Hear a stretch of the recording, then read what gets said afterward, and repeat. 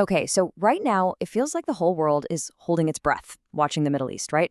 But behind all those big headlines, there's this incredibly complex drama playing out. And one country, maybe surprisingly, is right at the center of it, playing a very secret, very high stakes game.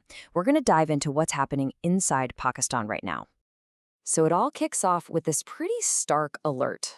Our source material says China just put out an urgent warning to all its citizens in Iran, and the message was simple: get out now or find somewhere secure to hide.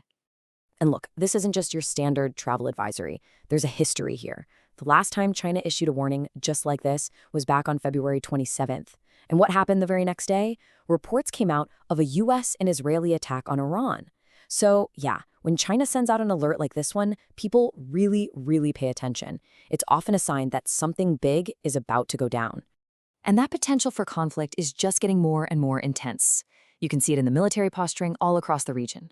Let's take a look at how the major players are lining up their pieces on the board.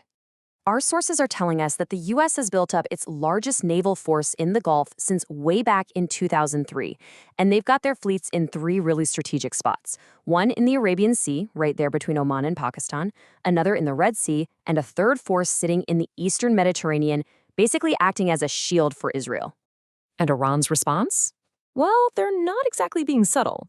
The source claims Iranian state TV actually broadcast a specific list of targets, really high-value energy facilities that it would hit if it gets attacked. We're talking about crucial infrastructure in Qatar, the UAE, Saudi Arabia, and Kuwait. These are places the entire global economy depends on. So you've got the US and Iran on this collision course, and you're probably wondering, okay, what does any of this have to do with Pakistan?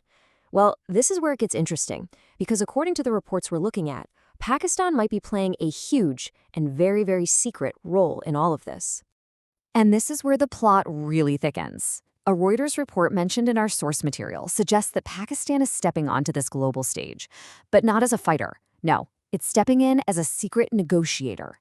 So the story goes, Iran's foreign minister is on his way to Islamabad for some very quiet, very secret talks. This could be positioning the city as a kind of neutral zone for back-channel talks between Iran and the U.S. A last-ditch effort to find a way out of this and pull everyone back from the edge of a massive war. But here's the thing that just doesn't add up. If you're hosting peace talks, you'd think things would be calm, right? Instead, the capital, Islamabad, and its sister city, Rawalpindi, have been in a complete state of lockdown. And not just for a day or two, we're talking 2 weeks. Because while the world is focused on these big international deals, the price for regular citizens in Pakistan has been pretty steep. For 2 whole weeks, the nation's capital has been at a virtual standstill. I mean, think about it. Courts, schools, businesses, government offices, even major roads, all of it just shut down. The entire engine of daily life has just ground to a halt, all in the name of security. The atmosphere is so charged that even making a joke can get you in serious trouble. The source brings up this incredible story of a social media activist who joked that a closed underpass had become the Strait of Hormuz. For that one little post, he was arrested for violating Section 144, an order that's usually for banning large protests. At the same time this lockdown is happening, there's another major source of frustration: energy. People were told to invest in solar panels to help the country and lower their own bills. Many even sold jewelry or other valuables to do it. And now, the government has slapped on new taxes and reportedly quadrupled the monthly meter rent. It's basically punishing the very people who followed its advice. And through this whole thing, the lockdown, the new taxes, the crazy fuel prices, our source points out something really telling. The political opposition has been completely and totally silent. It just raises all these questions about who's actually standing up for the average person affected by all this. So, this whole climate of frustration and silence, well, it sets the stage for a really powerful international appeal from the family of the country's jailed former Prime Minister, Imran Khan. In a pretty raw interview with Britain's Channel 4, Imran Khan's sons talked about what it's been like. They said they haven't actually seen their father in almost 4 years, and that they have basically zero contact with him. It really shines a light on the human cost of his imprisonment.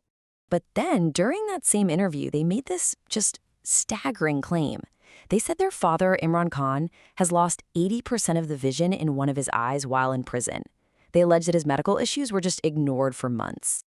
And their allegations are incredibly serious. They're claiming his medical treatment was delayed on purpose, that they can't get any of his medical records, and that they themselves have been threatened with arrest if they even try to go back to Pakistan. They even say they can't get visas to their own country. And to show this isn't just about their father, one of the sons told this story about a young man named Haider Saeed. Apparently, all he did was film the former prime minister's convoy. They say he was taken away and has never been released. And all of this, it brings us to one final, crucial question. As these big countries move their pieces around the global chessboard, trying to make deals and avoid wars, we have to ask, when all that grand strategy slams into the tough realities of everyday life, who is it that really ends up paying the price?